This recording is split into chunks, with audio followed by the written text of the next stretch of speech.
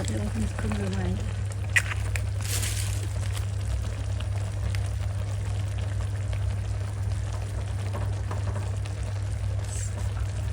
em sụp câu tên này phải sụp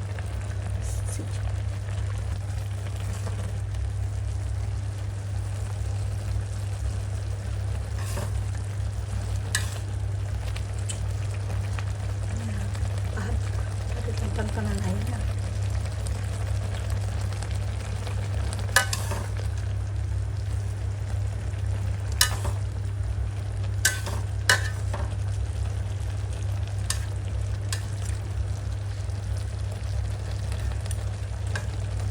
ឆ្នាំងដៃ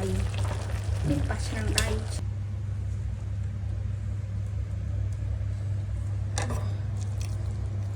វ៉ានេះចាំថតដៃវិញ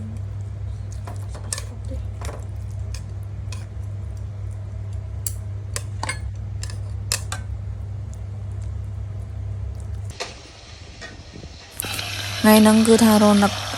គឺធ្វើម្ហូបអីអត់ចេញទេបងប្អូនហើយឃើញនៅផ្ទះខ្លួនឯងមានសាច់ជ្រូកហើយមានសាច់ក្រកអញ្ចឹងមកឃើញថាអូខេបាយកកយើងក៏នៅដែរយើងយកបាយកកទៅខ្លះសេទៅយើងយកមកធ្វើបាយឆាមួយចានហើយបាយឆាហ្នឹងគឺខ្ញុំធ្វើបាយឆាកាពិបងប្អូនដោយសារតែខ្ញុំក៏មានកាពិដែរអញ្ចឹងបងប្អូនអញ្ចឹងយើងធ្វើបាយឆាកាពិញ៉ាំខ្ញុំអត់មានគ្រឿងក្រៅសពទេបងប្អូនដោយសារអីយើងមានគ្រឿងអីយើងដាក់គ្រឿងហ្នឹងអញ្ចឹងបងប្អូនតែឆ្ងាញ់បងប្អូនរសជាតិទទួលយកបានបាយឆានឹងញ៉ាំច្បល់មិនឆ្ងាញ់បងប្អូនហើយយើងមានស្វាយញ៉ាំជាមួយឆ្ងាញ់ណាស់បងបាយក៏គឺញ៉ាំច្បល់មកឆ្ងាញ់គួរខ្លួនឯងមិនទិញទេទិញញ៉ាំខ្លួនទេញ៉ាំខ្លួនមកពីបាយឆាពីកាត់យក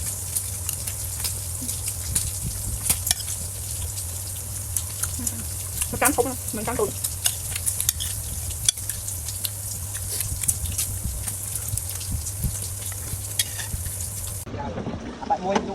ចាសួស្តីបងប្អូនទាំងអស់គ្នាថ្ងៃនេះខ្ញុំមកផ្សារទិញហូបក៏ឃើញក្បាលត្រីគឺអត់មានតែឃើញអីក្រៅពីស្លម្ជូរត្រួយអំពៅគាត់តែនិយាយហើយគឺឆ្អិនដែរបងប្អូនឌូបាយមកបងប្អូនញ៉ាំទាំងអស់គ្នាខ្ញុំមានលេខជាមួយនឹងកញ្ឆែតបងប្អូនហើយល្អឃើញនៅផ្សារម្ដុំ1500ត្រីហ្នឹងប្រហែល1000នេះខ្ញុំភ្លេចបាត់សម្លមួយឆ្នាំងចំណាយលុយរៀងតិចដែរអត់ដល់10000ទេបងប្អូនទូបាយបងប្អូនក៏ឃើញដល់កន្លែងនេះគឺគ្មានម៉ាយប្រហើយមានទឹកត្រីញិចជាមួយនឹងម្ទេសមកហិលអរគុណបងប្អូនដែលបានទស្សនាដល់ចប់បាយបាយ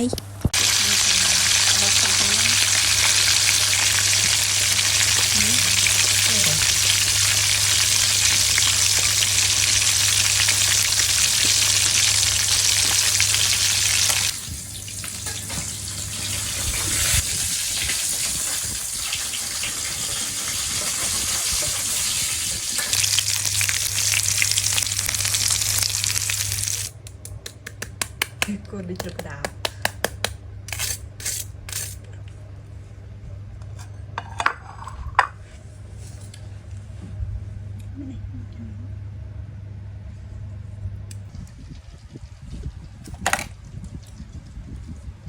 ไม่เห็นแบบนี้นะ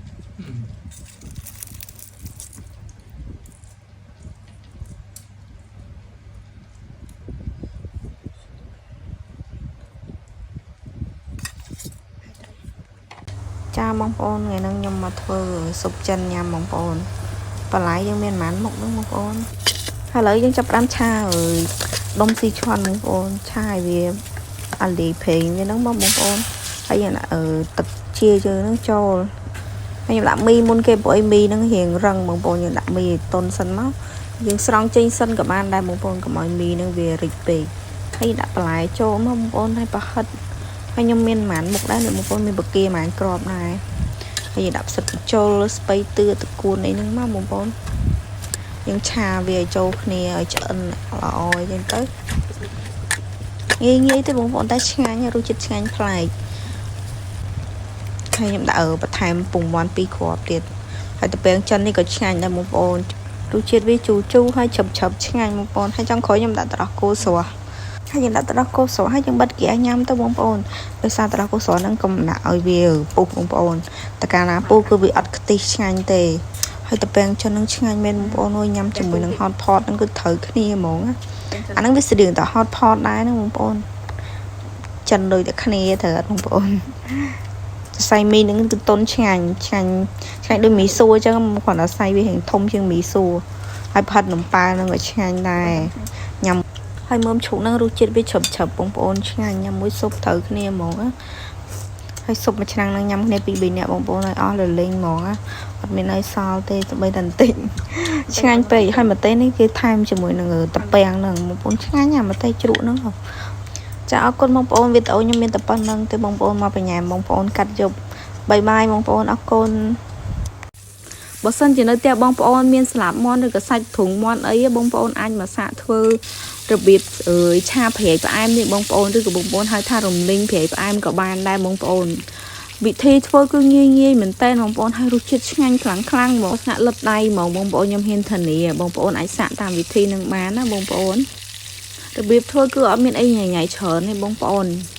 យើងធ្វើតែមួយផ្លែទៅគឺបានញ៉ាំហ្មងដំបងឡើយគឺយើងកំប៉ុងខ្ទឹមសហ្នឹងមកបងប្អូនខ្ទឹមសបងប្អូនដាក់ឲ្យច្រើនមកណាហើយសម្រាប់គ្រឿងវាគឺដាក់ទឹកម្ទេសបងប្អូនលាយជាមួយនឹងទឹកបន្តិចមកហើយរ៉ូឌី